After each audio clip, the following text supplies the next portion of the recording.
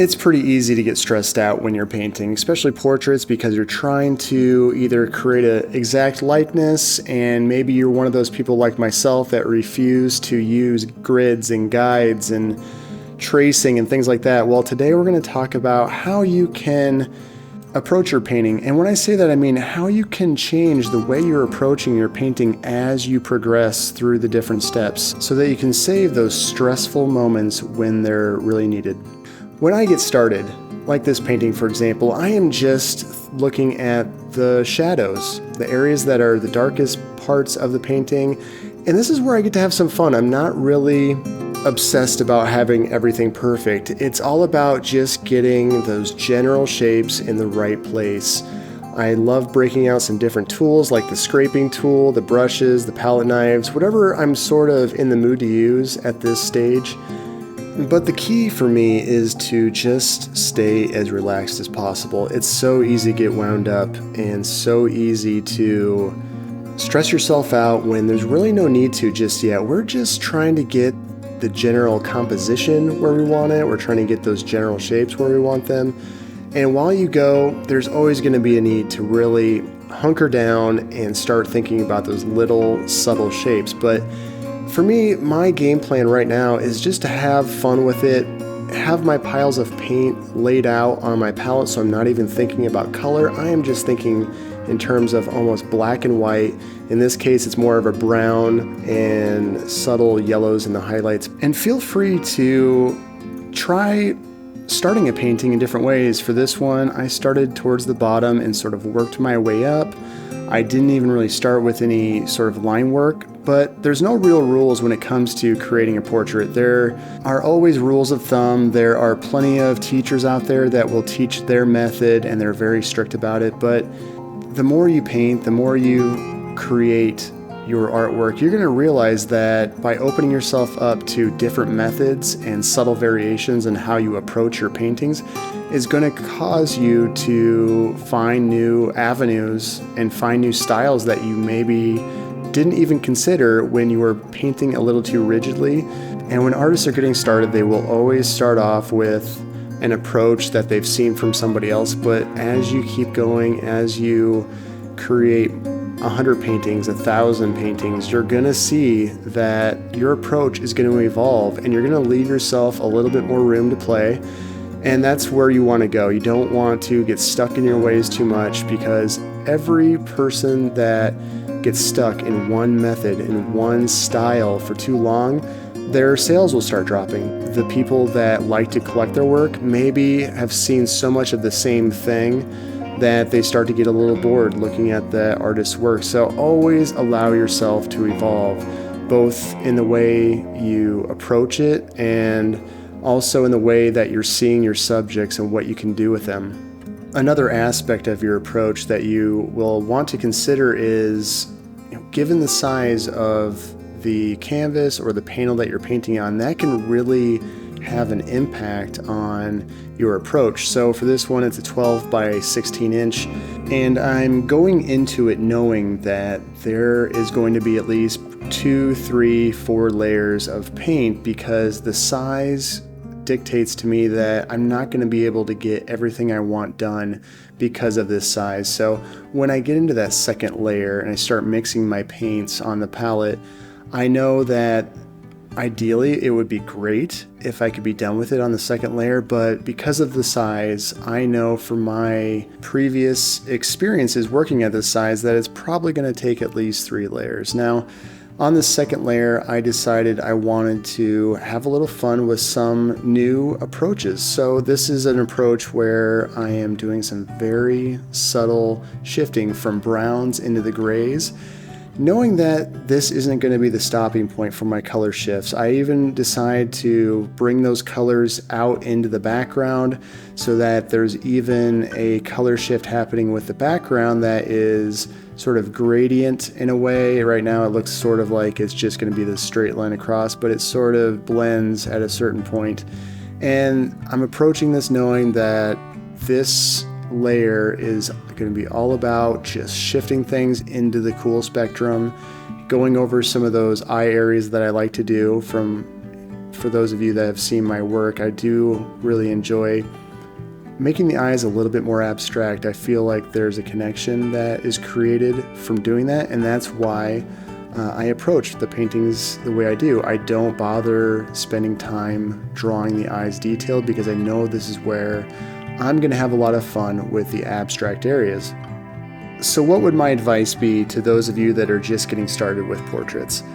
I think right off the bat, the first thing you need to do when deciding your approach, because there are so many different ways to do it, is to decide what is your end game, what is the final look that you are going for with your paintings. This may be decided by just looking at all the other artists' work that you really enjoy looking at. This can really help guide you on how you start your paintings, how you approach your paintings at the beginning, the middle, and at the end.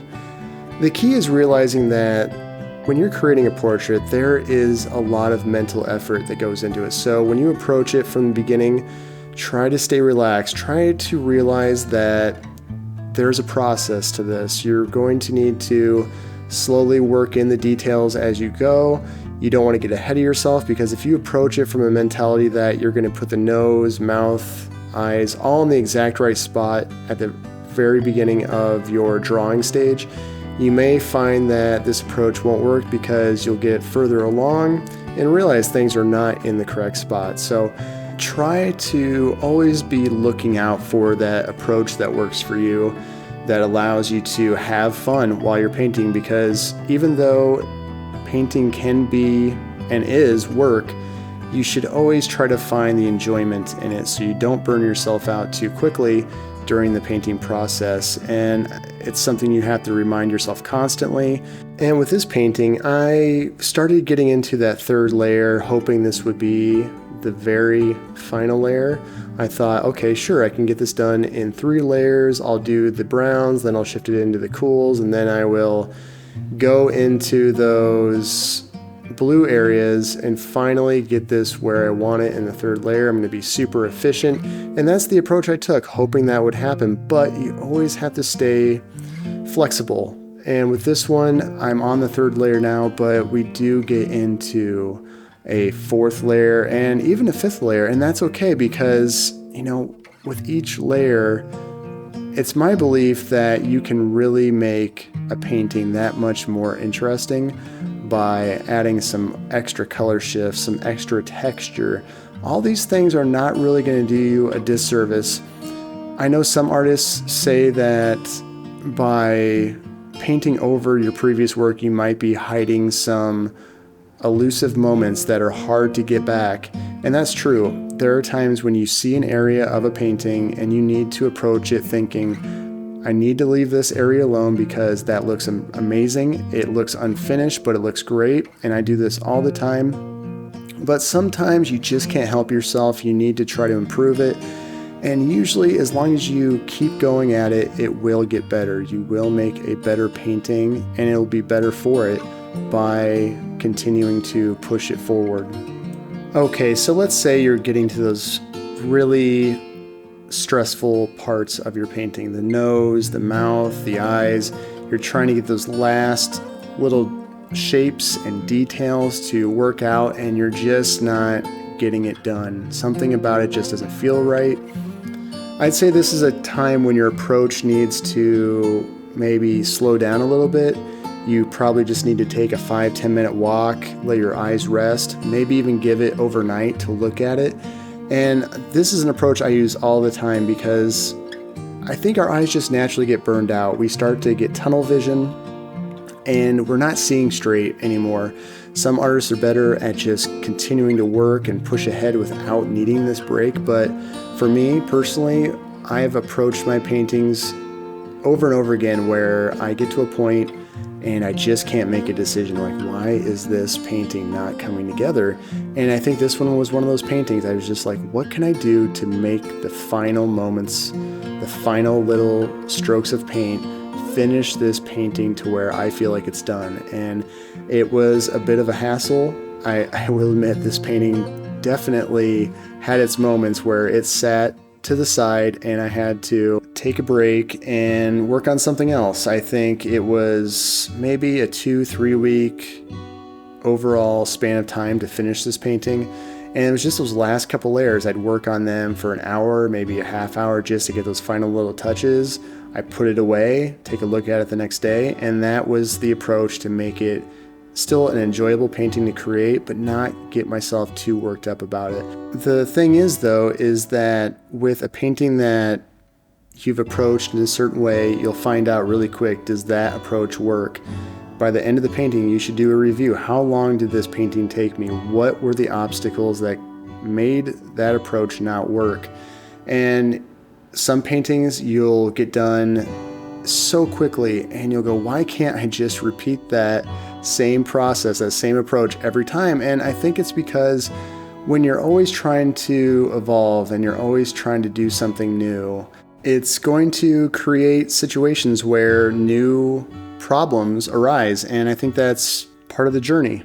But what's great is those problems are the ones that really create teachable moments, and you start applying those moments that you've learned something completely new to your next paintings, and that's how you get better and better, and your process and approach becomes more fine-tuned. And it's a really great feeling once you've gotten a few years into your style or a few years into creating portraits and you've gotten better.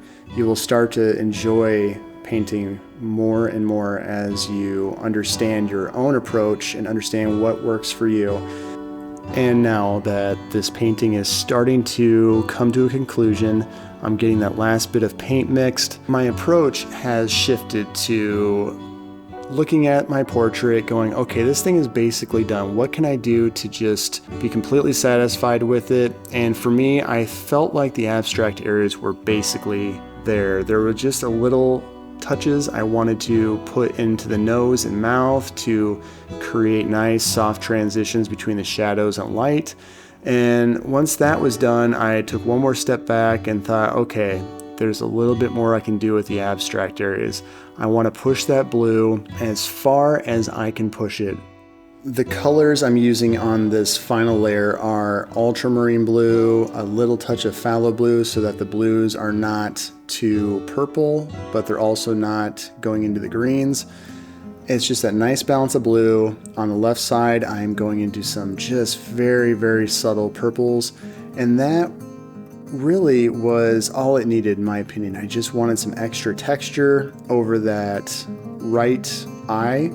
And finally, I think it's done. It was a long process. I can't remember the last time I spent this much time on a 12 by 16 painting, but I think it was worth it.